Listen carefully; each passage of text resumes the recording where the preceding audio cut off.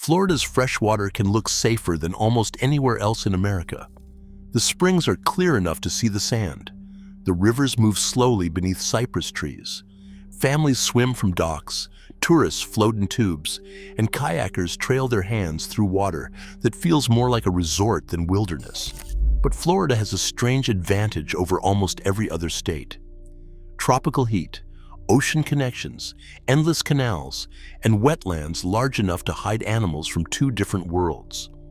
A single freshwater system can hold a venomous snake, a turtle with a crushing bite, an invasive python, and a fish with a weapon on its tail. In the southern part of the state, even sharks and crocodiles can cross into water most visitors assume belongs only to bass, turtles, and alligators. And the creature at number 1 is so small that no swimmer could ever see it coming. These are 9 creatures lurking in Florida's freshwater where tourists still swim. Number 9, the Florida softshell turtle. At first, it barely looks like a turtle. Its shell is flat, leathery, and flexible instead of hard and domed. Its neck is unusually long, and its narrow nose works like a snorkel, allowing the animal to breathe while almost its entire body remains buried beneath sand or mud.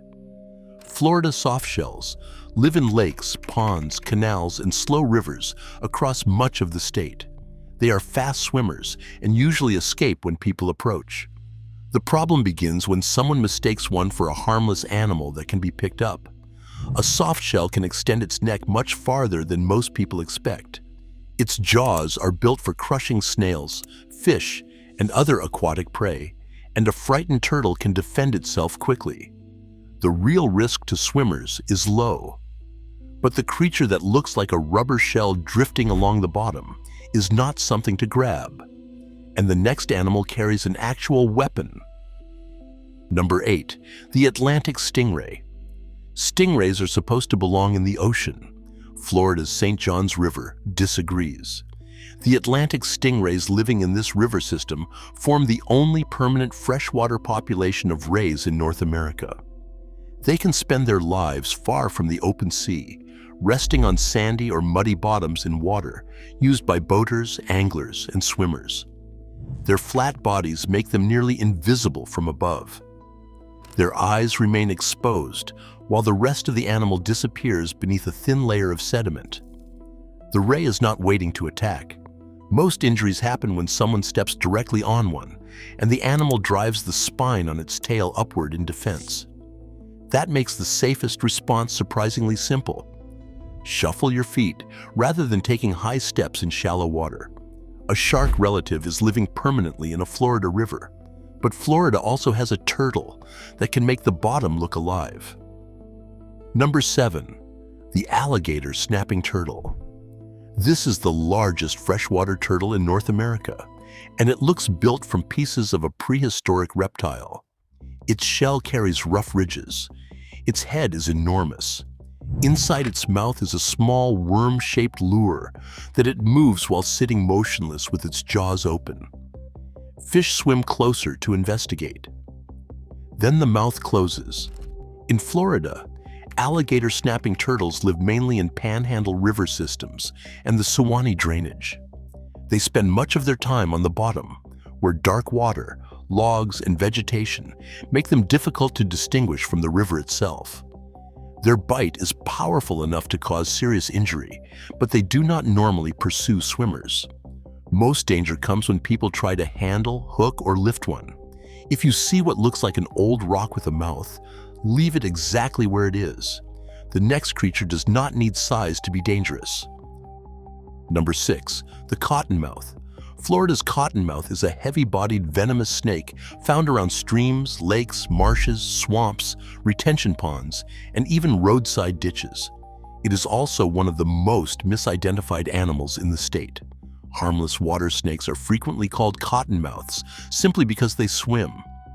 The real cottonmouth has a broad head, a dark stripe through the eye, and heat-sensing pits on its face. When threatened, it may open its mouth and display the bright white interior that gave the species its name. That warning is often mistaken for aggression. Cottonmouths generally prefer escape or defense over chasing people, but they are venomous and should never be approached or handled. For swimmers, the encounter is more likely near vegetation, fallen branches, or the bank than in open water. And in South Florida, the snake in the reeds may be much larger than a cottonmouth. Number 5. The Burmese python. Burmese pythons are not native to America, yet a breeding population now occupies a huge section of South Florida. Most adults captured in the state measure between 6 and 9 feet. The largest confirmed Florida python stretched beyond 18 feet. These snakes are semi-aquatic. They move through marshes, canals, flooded grasslands, and tree islands with almost no sound.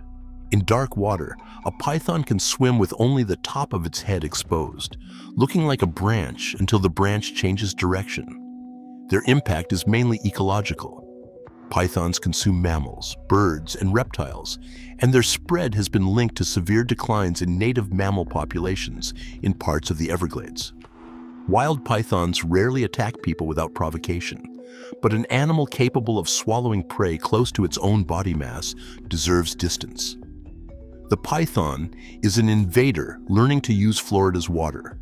The next creature has been here all along. Number 4. The American crocodile. Most people think every large reptile in Florida is an alligator. In South Florida, that assumption can be wrong. American crocodiles usually prefer coastal, brackish, and saltwater habitat.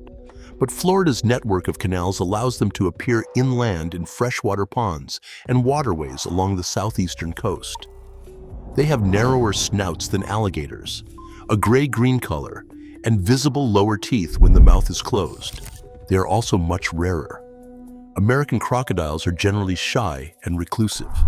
A crocodile splashing into the water as a person approaches is usually escaping, not charging. Still, this is a large wild predator occupying canals near one of the most populated parts of the state. The important lesson is not that every freshwater canal contains a crocodile. It is that in southern Florida, freshwater does not always create the barrier people think it does, and no animal proves that better than number 3. Number 3, the bull shark. The dorsal fin moving through a river does not automatically belong to a dolphin. Bull sharks are among the few sharks able to regulate their bodies well enough to move between saltwater and freshwater. They use estuaries, river mouths, and connected waterways, and have been recorded hundreds of miles inland in river systems around the world. A large female can approach 11 feet. In Florida, bull sharks are most likely near coastal rivers, estuaries, and lagoons, rather than isolated inland lakes. But to a swimmer, the water can look completely fresh long before the shark considers itself far from the sea. Bull sharks are powerful predators and are one of the shark species associated with serious bites on humans. Even so, an encounter in Florida freshwater remains unusual. Their place on this list comes from the broken rule. Tourists divide the state into ocean water and river water. The bull shark does not. Number 2, the American alligator. This is the animal everyone expects and still underestimates. Alligators live in freshwater lakes, rivers, marshes, swamps, canals, and ponds across Florida. Most avoid people. Serious injuries are rare, but an alligator does not need to be aggressive to be dangerous. It is an ambush predator designed to disappear at the waterline. Its eyes and nostrils remain above the surface, while the body, tail, and legs vanish below. In dark water, a large alligator can look like 2 small bumps until it begins to move.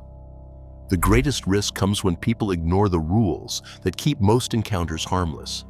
Swimming outside designated areas, entering the water near dawn or dusk, feeding alligators, or allowing pets to splash along the shoreline. Feeding is especially dangerous because it teaches an alligator to connect people with food.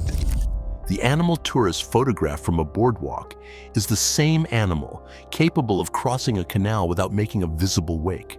Yet even the alligator is not the most frightening thing in Florida's freshwater, because at least you can see it. Number 1, Naegleria fowleri. It has no teeth, no claws, and no eyes. It is a single-celled organism that lives in warm, fresh water, including lakes, rivers, ponds, and hot springs. Most people exposed to it never become sick. Infection is extraordinarily rare, but when contaminated water is forced up the nose, the organism can travel to the brain and cause primary amoebic meningoencephalitis, or PAM, a disease that is almost always fatal. You cannot become infected by simply swallowing the water. The route is through the nose, which is why diving, jumping, wakeboarding, and stirring up warm, shallow sediment can increase exposure. Florida and Texas have recorded more cases than any other states, although the total number remains extremely small compared with drowning deaths and other water hazards. That balance matters. This is not a reason to panic every time someone enters a spring or lake. It is a reminder that the greatest freshwater threat may not be the largest animal in it. Holding the nose, using a nose clip, avoiding warm, shallow water during the hottest periods, and not disturbing bottom sediment can reduce an already tiny risk. And that is what makes Florida's freshwater different. The obvious predators are only part of the story. A stingray can live permanently in a river. A shark can leave the sea behind. A crocodile can appear in a freshwater canal. An 18-foot python can cross a marsh with almost nothing showing above the surface. Most of these creatures do not want anything to do with people. The real danger begins when visitors treat wild water like a swimming pool, clear, controlled, and empty. Florida's water is none of those things. It is connected, warm, alive, and often deeper than it looks. So the next time a spring appears perfectly clear, or a river seems completely still, remember this: seeing the bottom does not mean you have seen everything in the water.